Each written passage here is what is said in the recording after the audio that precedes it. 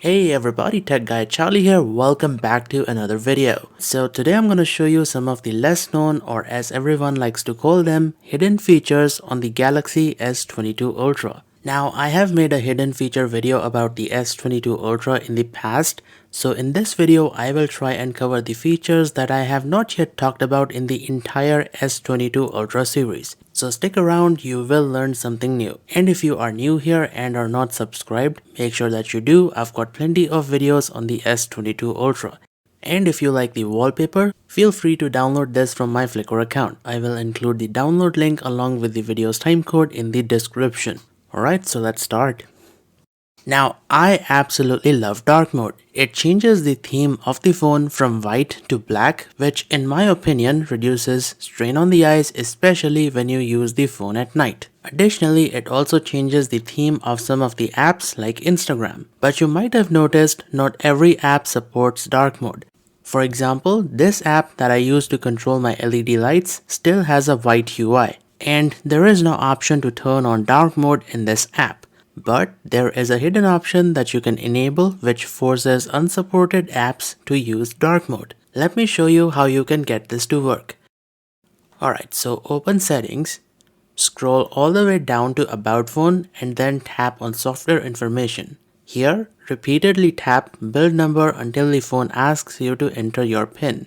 And finally, you will see this message, developer mode has been enabled. Then go back to the main settings. Scroll down and you will see a hidden menu called Developer Options. Open this and look for a setting which says Force Dark Mode. Once you find it, enable it. It should be under Hardware Accelerated Rendering. And this hidden feature forces apps to use dark mode even if they don't actually support it. Now this does have one drawback. In some unsupported apps, you will notice that things are not clearly visible. Like in the Amazon shopping app, you can barely see the icons down here. This is because these apps are not optimized for dark mode.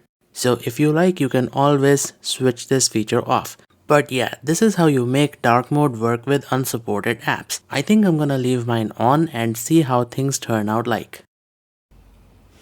Did you guys know that Samsung smartphones can play music on two Bluetooth devices simultaneously? So, as you can hear, the same song is playing on the headset as well as through the Bluetooth speaker. You can even pair two Bluetooth headsets and enjoy music together with your friend. This feature is called dual audio. And this feature has been around for a very long time on Samsung smartphones, but many of you guys have moved from an iPhone, so I thought I'd explain this once again. Let me show you how to make this feature work. Okay, so first, start by pairing two Bluetooth devices to your phone. It can be anything, two headsets, two speakers, or speaker or a headset. For demonstration, let's pair a speaker and a headset. And here is a tip for you guys. If your headset or a speaker has NFC, just tap the back of your phone with your Bluetooth audio device. The location of NFC is shown by this little logo. And as you can see, this seamlessly lets you pair Bluetooth audio devices to your smartphone. You don't have to go through the cumbersome process of pairing Bluetooth devices. Now, once both the Bluetooth audio devices are paired and connected to the phone, drop down the notification panel and tap on media output. From here, enable audio output for both of the devices. And that's pretty much all there is to it. Now when you play music, it's gonna play on both the Bluetooth audio devices as you can hear. And from the same menu, you can also control the volume for each of these. That's pretty amazing, right? This feature is awesome for listening to music together with a friend through headphones. To switch the audio back to the phone, just tap on this phone and the music will start playing through the phone's internal speaker. You don't even need to disconnect the Bluetooth headset or the speaker. Now, the Galaxy S22 Ultra does not come with a notification LED, but you can sort of use the camera flash as one. So I am going to ring this phone up and watch what happens.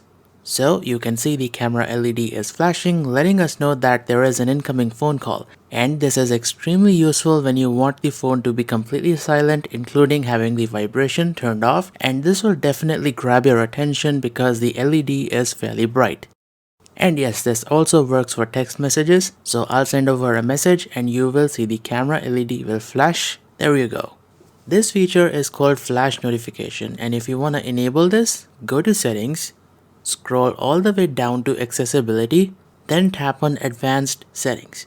And here tap on flash notification and then enable the camera flash notification option. Now here you can also choose for which specific applications you want the camera flash to light up. If you only want this for incoming phone calls, just leave the phone option checked.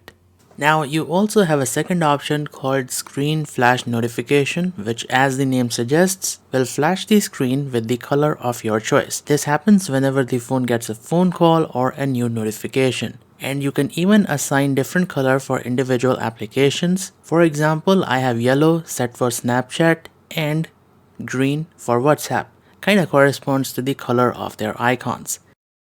Now, speaking of notifications, you can also have the phone give you periodic reminders about unread messages and missed phone calls. To enable this feature, go to settings, then tap on notifications, scroll down and then tap on advanced settings.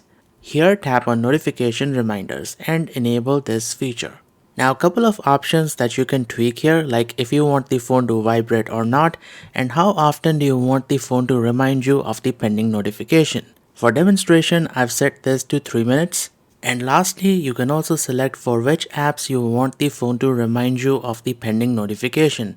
Very useful because you don't want the phone to bug you for every app that is installed. Okay, so as an example, I'm going to leave a missed call. There we go.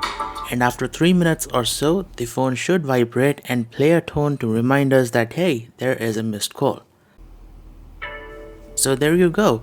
I find this feature extremely useful because sometimes I might miss an important call, but the phone will constantly remind me that hey, you've got a missed call. Now going back into the advanced settings for notification, here you can also enable show snooze button, and this adds a snooze button in the notification panel, which as the name suggests, lets you hide them or snooze them for a set period of time. Once snoozed, the notification will disappear and will show up again depending on the duration of time you've selected. And during this time, the phone will not show you any notifications from the app which you've snoozed. In our case, it's WhatsApp, and as you can see, it's not showing us any notification. Now I've selected 15 minutes, so the notifications will pop back up after 15 minutes. So there you go. So I find snooze notifications more useful compared to just straight away blocking notifications for the particular app. Sometimes you might have to give your phone to a friend and you might have an app on your phone that you don't want them to know about. It might be your banking application or an online dating app. Hey, everybody needs privacy, right? So here's the thing, you can actually hide the application icon from the app drawer. The way you do this is quite simple. Pinch in on the home screen and then go to settings. Now here tap on hide apps and now select the applications that you want to hide from the app drawer.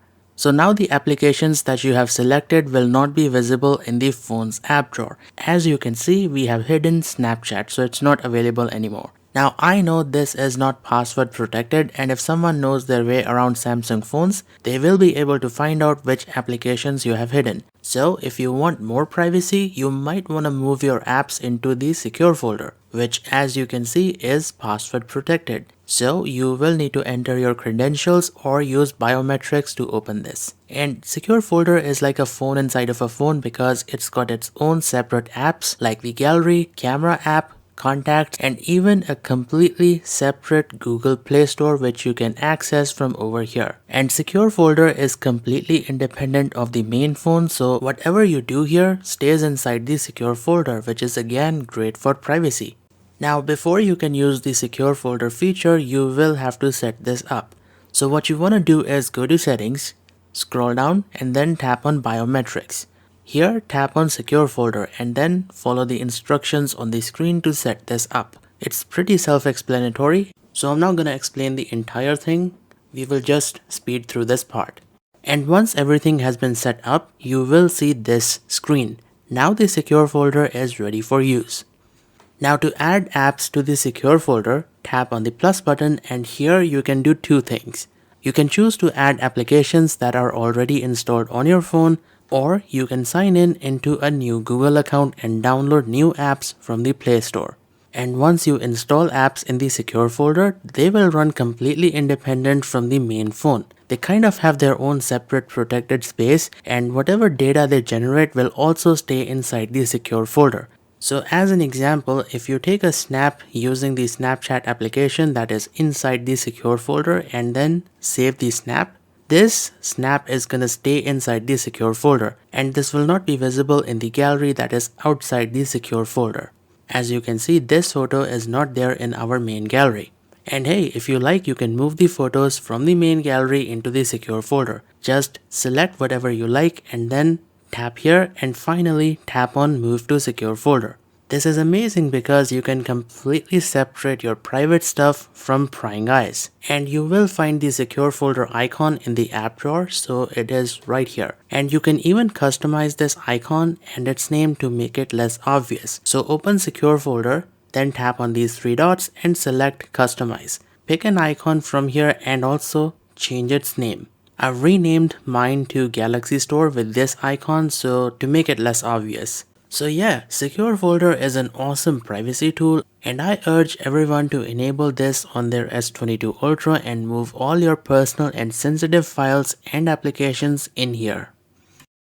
Sometimes you can end up taking photos that's got a nasty shadow in them. For example, this photo has a shadow here, and that kinda makes the photo unusable because the shadow is quite distracting.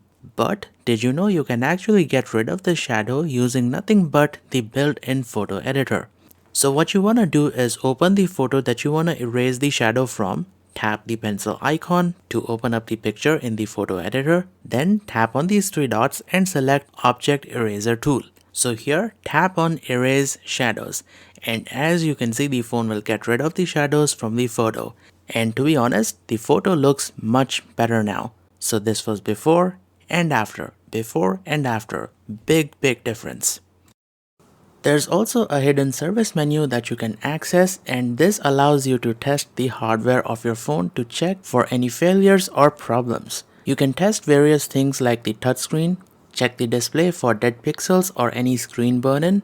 You can also test the speakers, camera, and much more. This is actually a great way to test the hardware before sending the phone in for service. Let me show you how you can access this hidden service menu.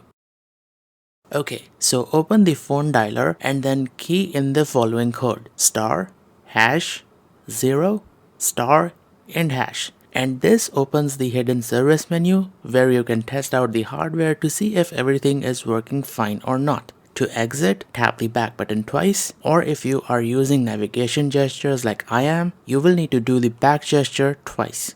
Okay, so I guess that brings us to the end of the video. Thank you for watching, and if you have enjoyed, make sure to mash that like button and share the video with your friends and subscribe for more content. And guys, we are about to hit 90,000 subscribers. I really can't thank you enough for the continued support. It really means a lot to me. Anyways, I will see you guys in the next video. Thank you for watching.